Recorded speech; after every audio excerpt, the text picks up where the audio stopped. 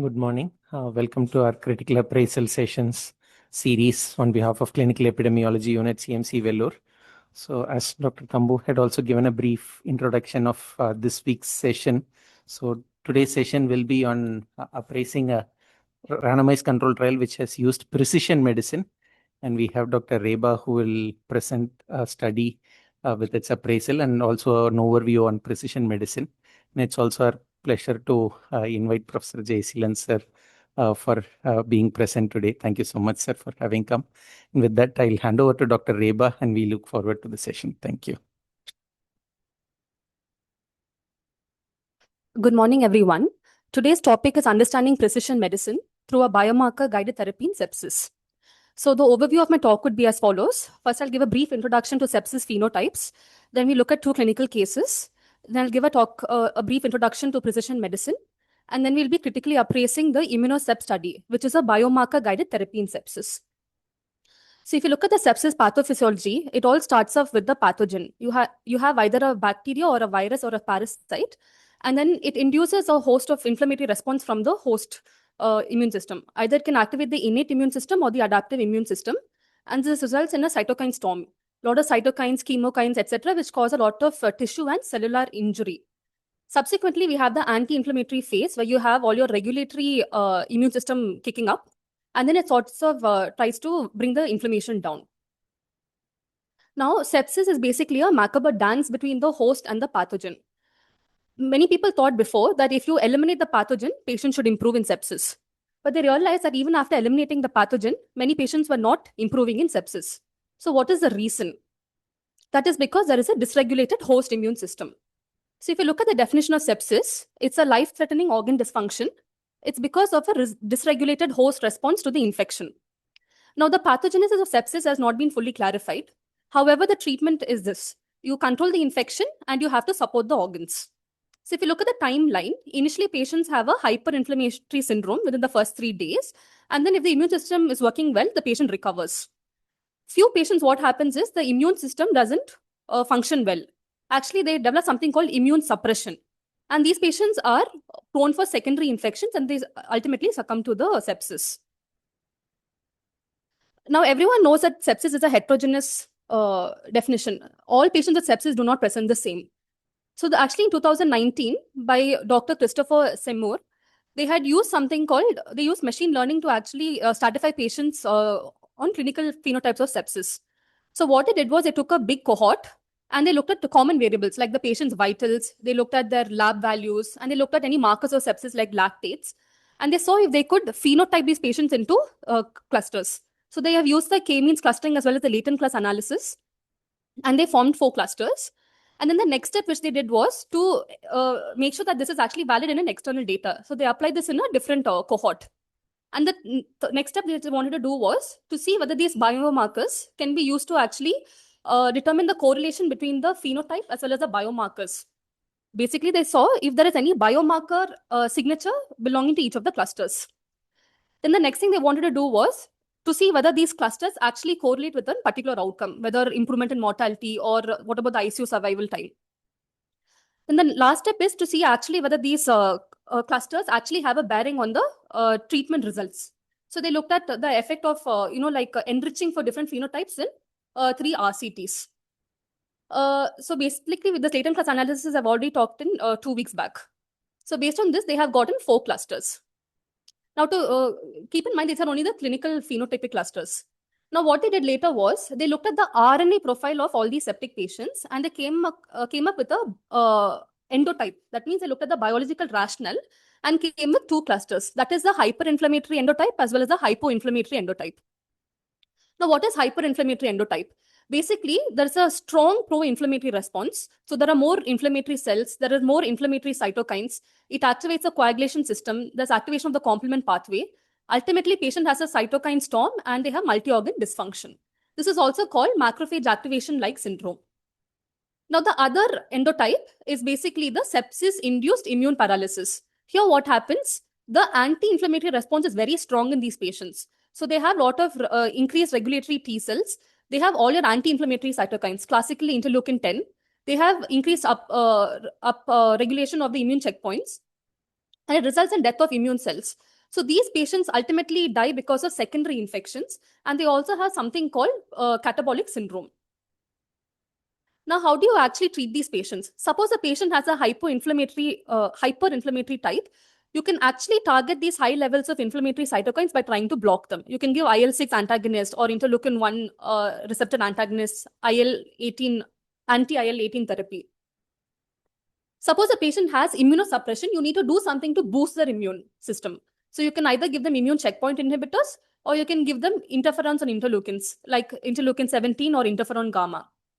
You can also give some other immunomodulatory therapies like giving anti-thymosin alpha-1 or cellular therapies. So you have so much of choice to actually treat these patients. So let's look at two clinical scenarios. So there is a 68-year-old man with diabetes who's admitted with community-acquired pneumonia.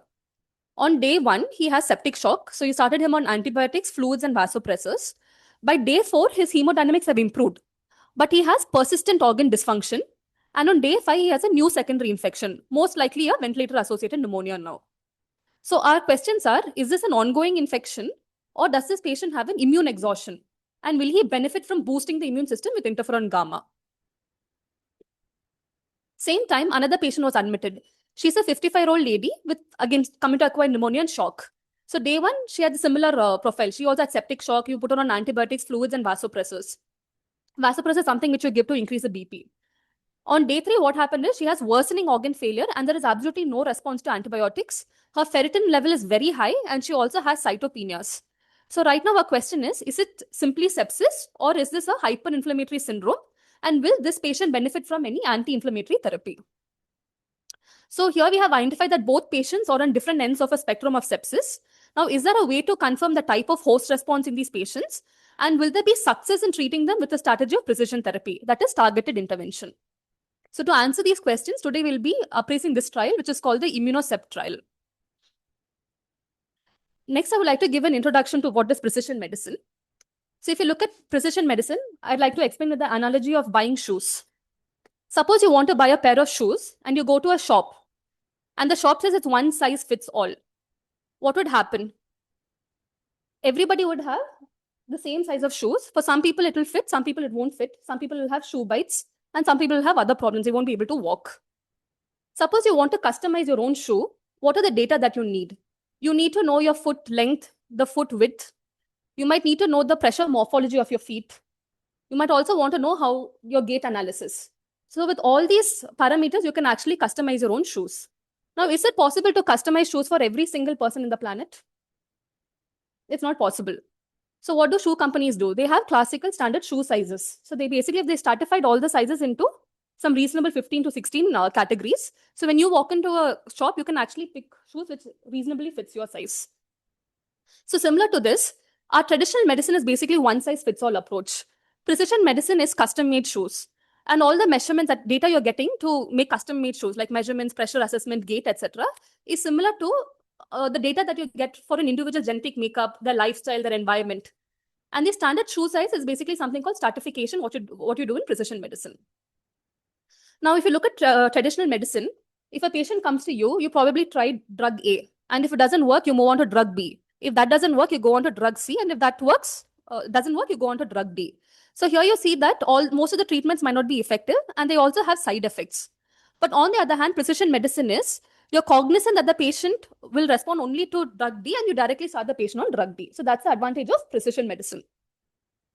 So if you look at the definition of precision medicine, it's the approach for disease treatment and prevention that takes into account individual variability in genes, environment, and lifestyle for each person.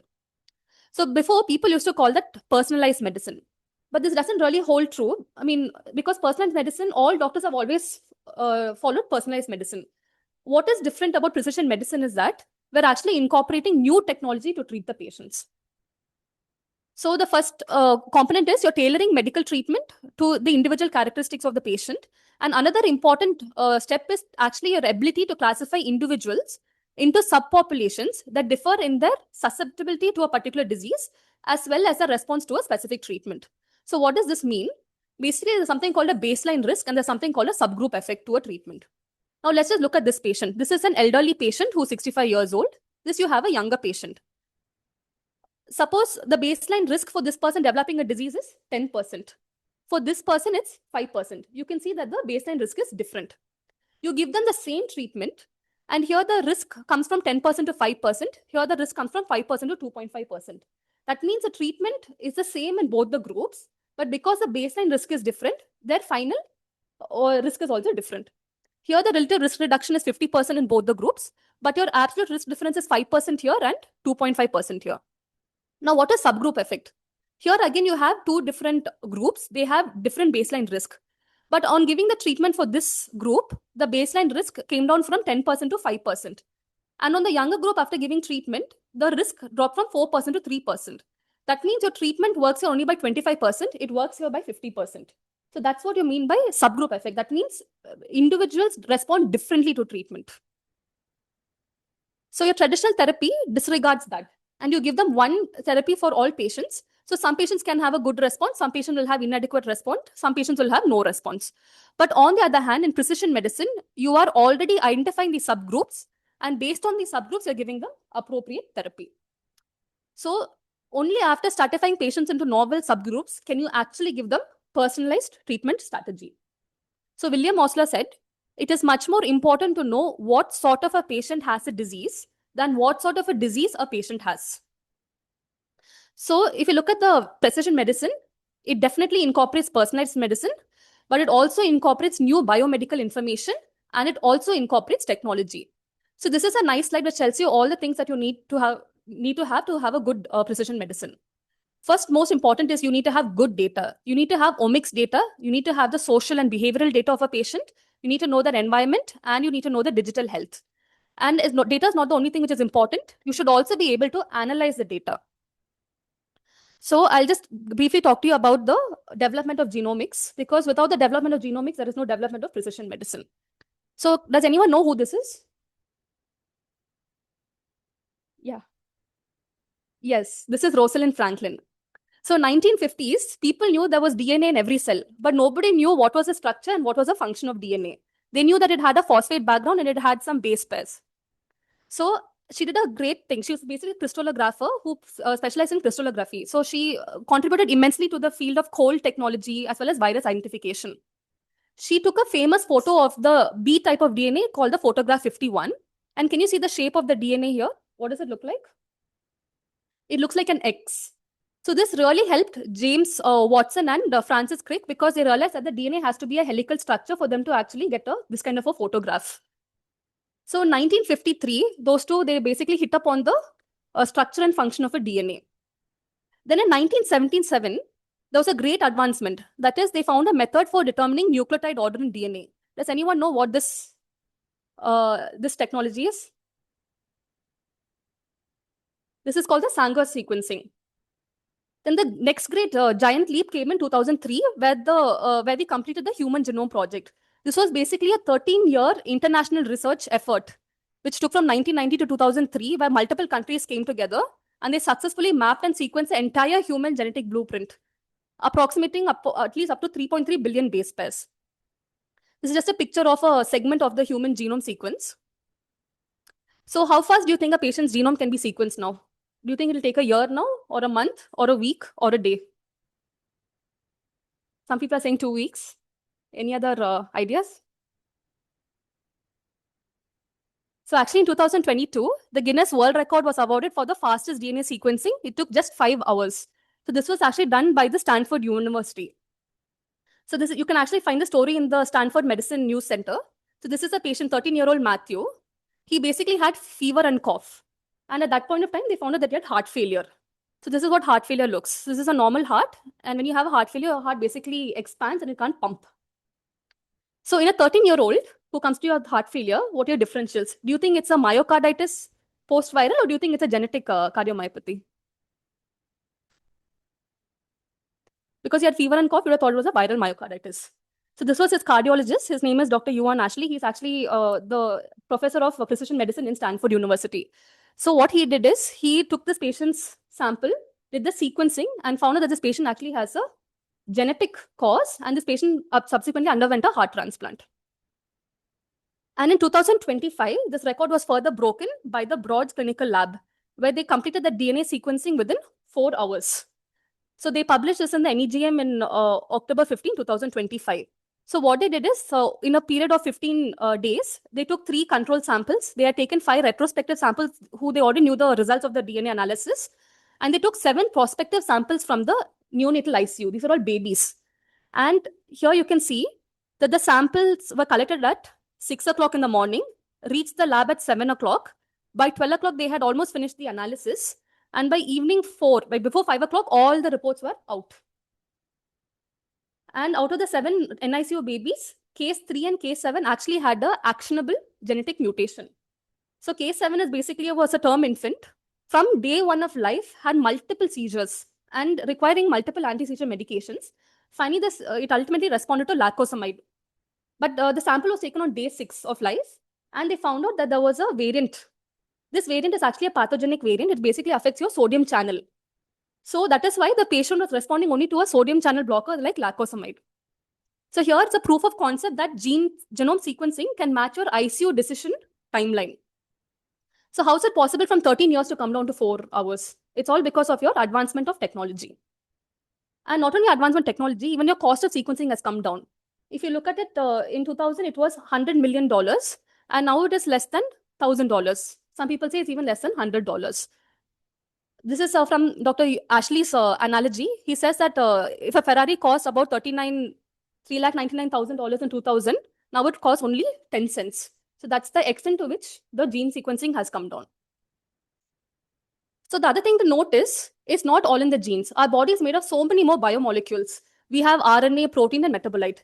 If you look at Francis Crick's central dogma of molecular biology, the data stored in the DNA gets transcripted to RNA. From there, it gets translated to protein. And from there, it gets translated to metabolites. Metabolites can include anything. It can include sugars, amino acids, aldehydes, alkaloids, anything in the body. You can study a person's entire genomic makeup. That's called genomics. You can look at a person's entire RNA makeup, and that's called transcriptomics. If you look at the protein content, it's called proteomics. And if you study all that metabolites, it's called metabolomics. DNA is not immutable in the sense, even though it's you cannot change the DNA, based on your lifestyle and your environment, you can actually chemically change the DNA. That's called epigenomics. You can either acetylate the histone or you can methylate the DNA. Study of that is called epigenomics. Now, omics is not complete without looking at the microbiome of a patient, and that is called microbiomics. The next thing I want to talk about is biomarkers. So biomarker in a patient is a measurable indicator of their health or disease. You can look for biomarkers for susceptibility. For example, having a BRCA1 mutation means that you have a risk of breast cancer. You can look at diagnostic biomarkers, prognostic biomarkers, predictive biomarkers, pharmacogenomics, as well as monitoring biomarkers. For example, if you can study the hepatitis C RNA levels in a patient to see how they're responding to hepatitis C infection. Just an example, we all know this is HER2, right? So HER2 is seen in breast cancer. So this is the HER2 gene. And then in a normal cell, you have a few HER2 receptors. Sometimes you can have overexpression of HER2 gene where you have so many HER2 receptors all over the cell. When you have this overexpression, it actually renders your breast cancer a poor prognosis. So before, HER2 positivity meant that the patient had a very poor prognosis. But now, after they identified a drug called trastuzumab, which basically blocks your HER2 receptors, suddenly the prognosis has changed. Now, when you look at treatment for breast cancer, the first step is actually to see whether the patient has HER2 negativity or HER2 positivity. And if the patient is HER2 positive, you give the trastuzumab. This is just an example to show how a single biomarker can be both a prognostic factor as well as a predictive factor. Predictive factor means, is there a response to treatment if you have this particular biomarker? So now we talked all about genes and the body. Now, what about the environment? Does anyone know what blue zones are? So basically, blue zones are places in the world where the patients, usually most of the patients survive up to 100 years of age. So why is that? One is because of the diet, their lifestyle itself. Most of them exercise well. Some few examples are this Loma Linda in US, etc. And also the way your lifestyle also plays a real importance on your overall health outcomes. So if you look at how this is translated to precision medicine, this is an example of how Google Maps makes a map. Okay, this is called geographical information system. So you have a blank layer. First you superimpose all the street data. Then you superimpose all the building data. And then you superimpose all the vegetation data. And finally you get one integrated data showing the patient's showing that localities map. Similarly, that's how precision medicine works. You take the genetic makeup of a patient, you add biomarkers to that, you look at the patient's behavioral health, you superimpose with their exposures, etc., environmental exposures, and then you come up with one full understanding of an individual, and that's called precision medicine.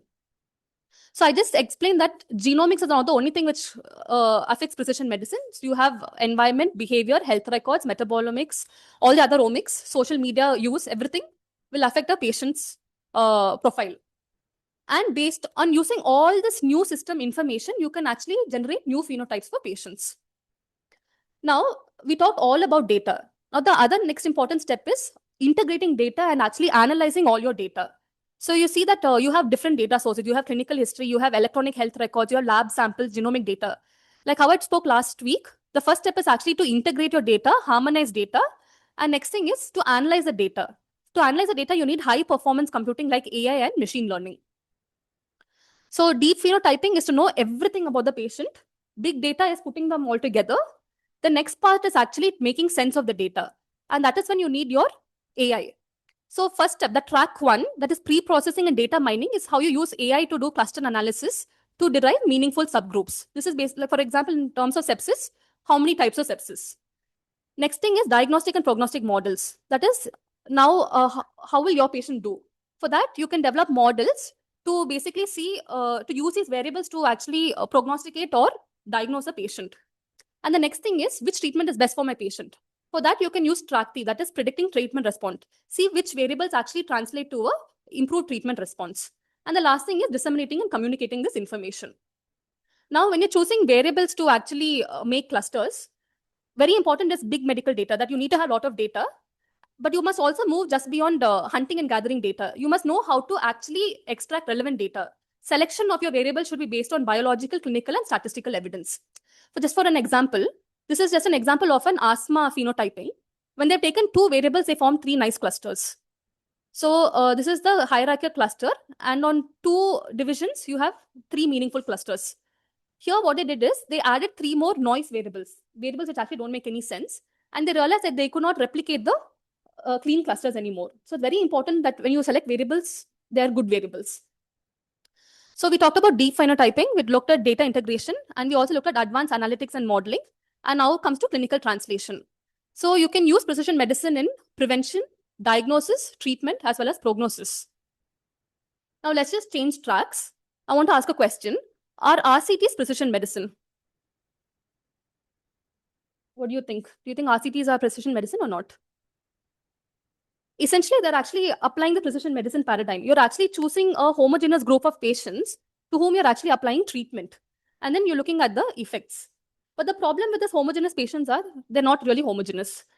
For an example, look at the SPRINT trial. This is basically an RCT for intensive versus standard blood pressure control for patients. You can see that they're so different. Their ages are different. They can come from different race, different ethnic groups. Their baseline blood pressures could be different. Some of them have CKD, some of them have heart disease, etc. And if you actually want to stratify them, you can do something called a subgroup analysis. So you have the overall treatment effect, and then you can divide that patient population into two groups. Do they have CKD? Do they not have CKD? And see how the treatment actually changes among the subgroups. But the problem with doing a subgroup analysis is you're very underpowered, and it's very difficult for you to get you should actually do multiplicity testing for your p-values.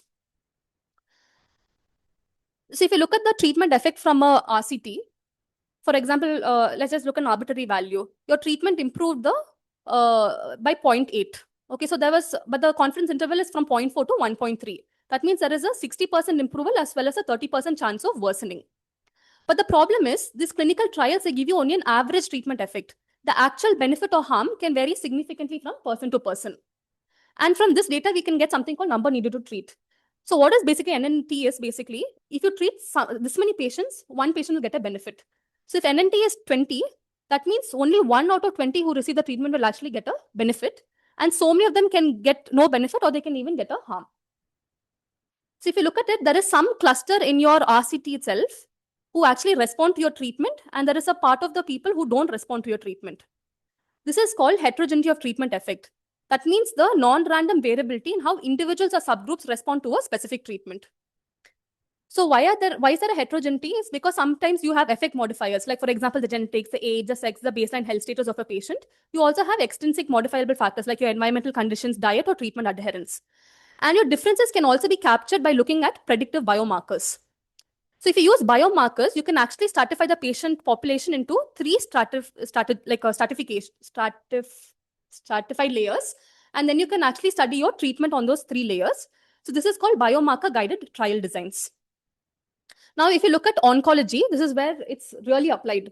You can see that cancers, there are so many different types of cancers, and you have so many molecular biomarkers for these cancers. One cancer can have some 10 molecules, or the same the molecular biotype can be shared by different cancers.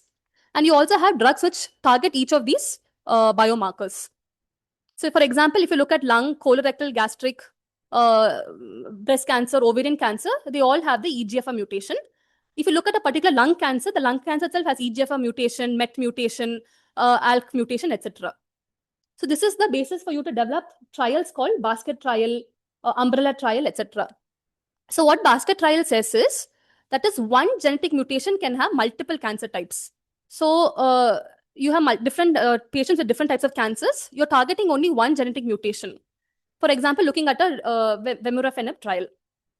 Umbrella trial is opposite. It says one particular cancer can have different molecular phenotypes, and you can study the medications for each of these phenotypes. So you give them three different interventions. This is called umbrella trial. The next trial which you can use in precision medicine is called the platform trial. So here what happens is, platform basically means multiple trains can come and leave a platform. Platform is a cancer type, and trains are drugs. You can start the drugs at different time points. For example, here in time point 1, you start off the study with standard of care arm. You have intervention 1 arm and intervention 2 arm.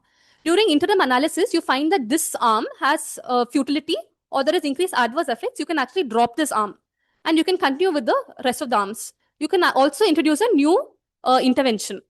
So when you do a final analysis, the arms you start off with is very different from the arms you actually finish your study. So this is called platform trial. So if you look at the biomarker types, the first is enrichment design. That is only biomarker positive.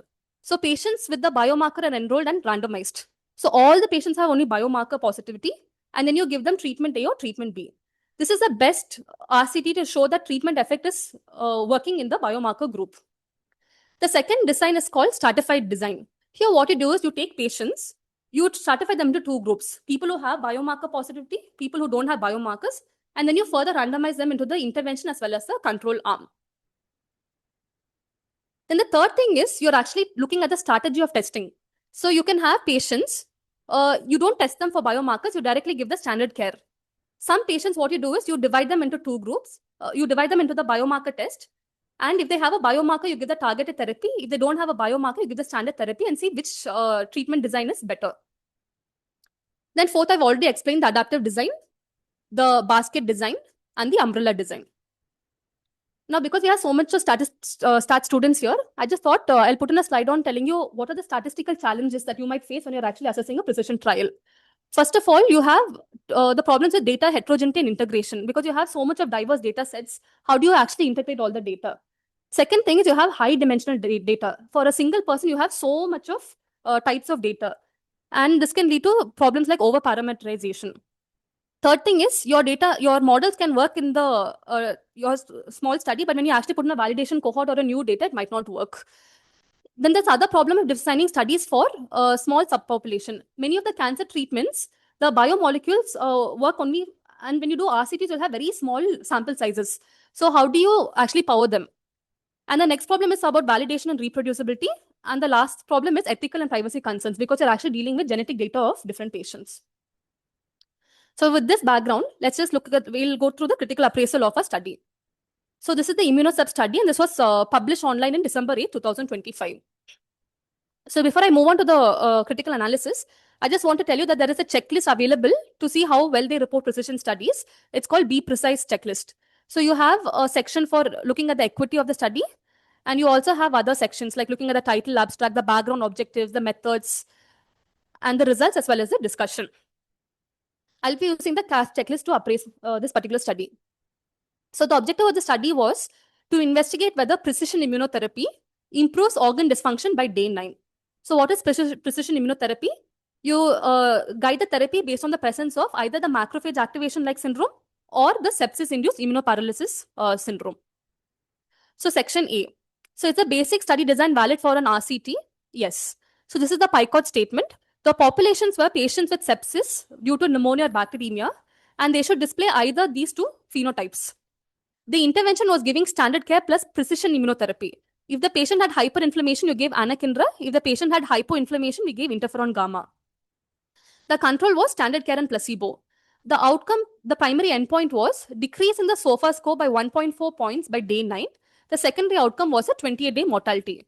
And the time of the study was 90 days. So if you look at the inclusion criteria, it were adults, patients with pneumonia, that is community acquired, hospital acquired, or ventilator associated pneumonia, patients who satisfy the sepsis 3 guideline definition, and the onset to enrollment was less than 72 hours. So these were the case definitions for all the different types of diseases. And the next inclusion criteria was patients should have signs of either hyperinflammation or immune paralysis. So how do they define hyperinflammation? That is, if the patient's ferritin level was more than 4,420, and the patients are called to have sepsis-induced immunoparalysis if the ferritin level was less than 4,420, plus the HLA-DR expression was less than 5,000. And unclassified was if the ferritin was less than 4,420, but the HLA-DR was more than 5,000. This group was excluded. Only these two groups were included. The only thing I had problems was like, how did they choose such a specific cutoff for differentiating patients between both the groups? Now, looking at the exclusion criteria, children, patients who denied informed consent, patients who are planning for pregnancy, etc., and any patients who had immune suppression. They could have had a stage 4 malignancy, or the patients were on steroids, etc. So the outcomes they looked at were, the primary endpoint was actually a surrogate outcome. They looked at the SOFA score reduction by day 9, and they took a value of 1.4. The secondary endpoints were SOFA score decreased by day 15, 28-day mortality, 90-day mortality, reversal of sepsis-induced immune dysfunction, and infection resolution by day 15. So what is SOFA score? So basically, patients are given a score from 0, 1, 2, 3, 4 based on 6 organ systems. So the maximum score you can get is 24, and the lowest score that you can get is 0. So why did they choose a value of 1.4? So in the paper, they have referenced this particular study, saying that based on this study, that's why they chose 1.4.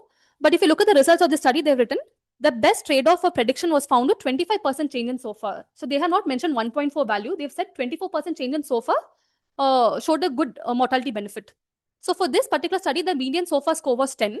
So 25% change should have been actually 2.5. So I found this outcome sort of difficult to like why they took that outcome. I didn't understand.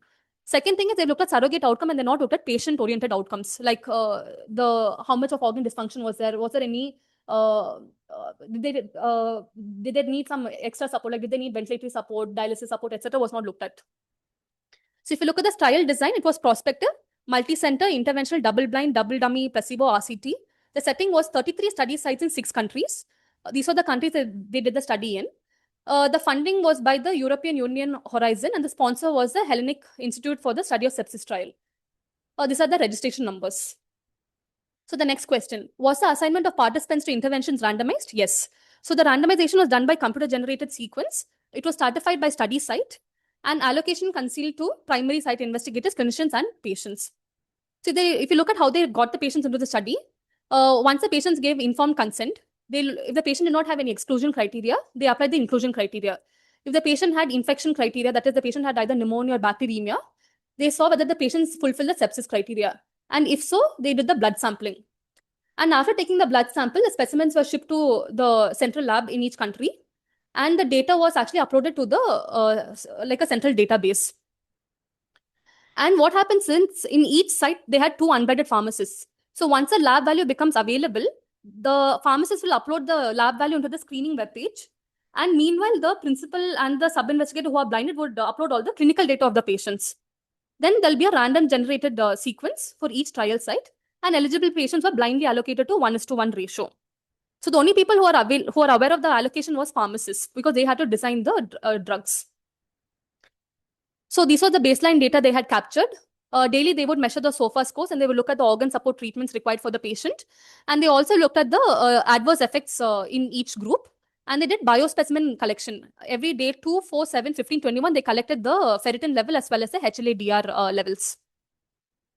So if you see how this trial works, you take the patients, you randomize them into 2 arms. One is precision immunotherapy, the other one is placebo. Once they go to each arm, you further divide them into the hyperinflammatory arm or the hypoinflammatory arm. And then you give them the treatment. So this is a biomarker-enriched, biomarker-guided stratified RCT design. So if you look at the interventions, in the hyperinflammatory treatment group, they gave anakinra IV Q8H. The other groups got placebo. In the immune paralysis arm, they gave the interferon gamma subcute Q48H, and the other groups got the placebo. So were all participants who entered the study accounted for at its conclusion? Yes. So actually, they had 672 patients who had presumed sepsis. And out of it, they have excluded 391. And a large chunk, almost 53%, had an unclassified host response. That means they had ferritin level which was less than the cutoff, but the HLA-DR was more. So that actually eliminates a lot of your sepsis patients. So ferritin and HLA-DR is not enough to actually stratify these patients into groups. You'll have to get new biomarkers also. And finally, they have randomized 281 patients. And 135 went into the intervention arm, 146 went into the control arm. I'm not sure why actually 135, why is there a discrepancy in the values in both the arms? And then finally, what happened is, out of 135, 4 patients withdrew consent and requested removal of data, 1 person on this arm. So finding the intention to treat analysis, they had 131 patients here and 145 patients in both the arms. So section B is, was the study methodologically sound? So participants were blinded, clinicians were blinded, investigators were blinded, outcome assessors were blinded. Were the study groups similar at the start of the RCT? Yes. I mean, it's almost similar. So if you look at the intervention arm and the placebo arm, the age, gender were almost same. Most of it was a white population. The only thing which was more in the placebo arm was the COPD, ischemic heart disease, and atrial fibrillation was more in the placebo arm. And if you look at the Charleston comorbidity index also, it was more in the placebo arm as compared to the intervention arm. So this could actually favor the intervention arm. But the other thing I noticed was the SOFA score was actually higher in the intervention arm as compared to your placebo arm. The SOFA score more than 10, 51.1% in the intervention arm and as opposed to 46% in the placebo arm. So in this one, actually, the intervention arm is at a disadvantage. Okay. So this was the baseline microbiology study participants. Most of the blood cultures were positive for gram-negative bacteria. And the respiratory cultures are also mostly positive for gram-negative bacteria. You would have expected a more predominantly gram-positive bacteria because it was pneumonia. Apart from the experimental intervention, did each study group receive the same level of care? So both arms received the standard care decided by the attending physician, but the standard of care might not have been standardized across trial sites because you're doing it across 6 countries. So everyone's standard of care could have been different. So this was the statistical analysis plan. So they had thought that 40% in the intervention arm would attain the primary outcome, 20% in the control arm, and they assumed a significance level of 5%, power of 90%, and they wanted 117 patients per trial group. Because accounting for a drop-off rate of 15%, they wanted 280 and they got the sample size. And they've also imputed data. So for patients who died before day 9, all values from death till day 15 were replaced by SOFA score of 24. For patients who got discharged or lost to follow before day 9, they've taken the last recorded SOFA and carried forward. These are some of the other statistical methods that they've done. So if you look at the validity, the study population is well-defined, outcomes were well-defined, though I don't agree with the primary endpoint. Randomization was done, allocation concealment was done, blinding was done, sample size calculation was adequate, intention to treat analysis was done, and baseline characteristics are almost well-matched. So I would like to look at the results. So what are the results? Out of this entire population of patients who were randomized, 17.4% only had hyperinflammatory. Predominantly, most of the patients were classified as sepsis-induced immune paralysis. And if you look at the primary endpoint, 35.1% of the patients in the intervention, as opposed to 17.9% of the patients in the placebo, actually achieved the primary endpoint. So the risk difference was 17.2%, which was significant. And the odds ratio was 2.48. If you look at the secondary outcomes, 28-day mortality and 90-day mortality, there was no benefit. And And looking at SOFA decrease from day 2 to day 15 also, there was an improvement in the intervention arm as compared to the placebo. And there was also reversal of sepsis-induced immune dysfunction for more patients in the intervention arm as compared to the placebo arm. If you look at the mortality, although it was not statistically different, it was not statistically significant, you can see that the mortality was less in the intervention arm, 43.5 as opposed to 49.7. This could be because the study was underpowered for the secondary outcomes and it's probably a beta error. Yeah, so this is basically the change in the SOFA score based on your stratifying it for the mass as well as the sepsis-induced immune paralysis. Most of the benefit actually comes from the hyperinflammatory response group as compared to the immune paralysis group. This is basically look at the survival analysis. They're looking at the hazard ratios in the placebo arm as compared to the precision immunotherapy. And here there was no significance in the hazard ratios. That is survival analysis for day 20 as well as day 90. So this is basically see how many of the patients had actually the infection had resolved. So in the precision immunotherapy arm, more patients had infection resolution at day 15. So in a subgroup of patients, they had actually looked at time to reversal of sepsis-induced immune dysfunction because they had taken samples from day 2, 4, 7, 15, 21. If the ferritin level decreased by 15% in the hyperinflammatory response, that means you told that there was a reversal of immune dysfunction. And if the number HLA-DR receptors increased to more than 8,000, patients were told that the immune dysfunction resolved in the immune paralysis arm.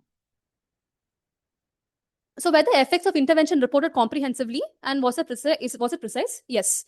So the odds ratio for your primary endpoint was 2.49 and your confidence interval was 1.42 to 4.36. Do the benefits of the experimental intervention outweigh the harms and costs? So before that, we'll have to look at the harms table. So this is the adverse effects table. So they have categorized that as probably related to the intervention, probably not related to the intervention. And there were only 8 serious adverse events in the precision immunotherapy, and there were only 3 serious adverse events in the placebo. And most of the adverse events were thrombocytopenia, and 2 was multiple organ dysfunction syndrome. If you stratify it based on the phenotypes, in the anakinra arm, the problem was anemia.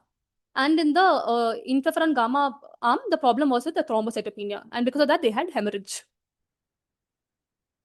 So they have also calculated the number needed to treat. So if you look at the absolute risk reduction in the SOFA score, it was 17.2. So the number needed to treat was about 5.9. So if you look at the cost of ferritin, it's 1,125 in CMC. The cost of the HLA-DR flow cytometry is 10,275 rupees in CMC. Anakinra cost for a single 100 mg injection is about 11,000. If you round off to 10,000, for a 14-day treatment with anakinra, the cost is 8.4 lakhs. If you give interferon gamma, it comes to about 70,000 for 2 weeks treatment. For me, the more important outcome, which I think is important, is the mortality outcome. So if I look at the mortality outcome and think it was a significant outcome, the NNT for mortality would be 16. So if I do a full calculation for that, I would need a total of 36 lakhs to actually prevent 1 death. So will the results help locally? I would say no, because for us, sepsis is mostly because of urinary tract infection. We also see a lot of abdominal sepsis. So they have excluded those patients. Second thing is they have excluded TB patient. India has a high TB burden. Third thing is they have different pathogen profile, like I showed you. And see, India has a resource constraint setup. HLA-DR is not widely available in India. And if you look at this new treatment, if you look at this ICER quadrant, our new treatment is much, much, much more costly and the benefit is not much. So it falls in this quadrant where it's unacceptable to give this treatment. So would the experimental intervention provide greater value to the people in your care than any of the existing interventions? I would say no. So coming back to our patient, for these 2 patients, would you give them anakinra and interferon gamma?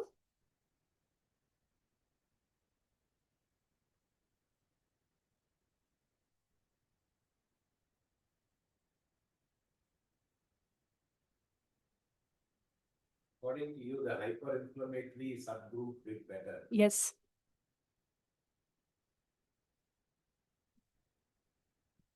Question is, will she die if you don't give treatment? They've done everything. But her cost won't be 35 lakhs. Yes. See? Yeah. NNT for death was 16. NNT for death is 35 16. lakhs for 16 people. Okay. Sorry, I was talking loudly. No, I was just thinking of what Reba presented. Overall, if you assume that death was different, and in that death, you said in the hyperinflammatory phenotype, they did better. But we'll just keep the NNT same as 16. So that's 35 lakhs. But the cost to a person will be about 2 lakhs, right? Or 2.5 lakhs. 80,000. But we had to also factor in the cost of the tests, ferritin and into all those. So let's say 1 lakh. If the patient is doing badly, and I think that nothing, I'm doing everything, and the patient is rapidly worsening, I probably would talk to the patient and say, if you can afford it, I would probably have a shot of anakinra. Yes. So the conclusion is for each of the patients, you'll have to discuss in detail with the family as well as the patient, telling them the benefits of the treatment, telling them clearly that the SOFA score decreases, but does it really translate to a mortality benefit? We don't have definite evidence. And if the family is affordable and they're willing to shoulder this, then we can go ahead and probably give personalized treatment for both of them. Thank you. And these are my acknowledgements, Dr. Tambu and Dr. Vignesh.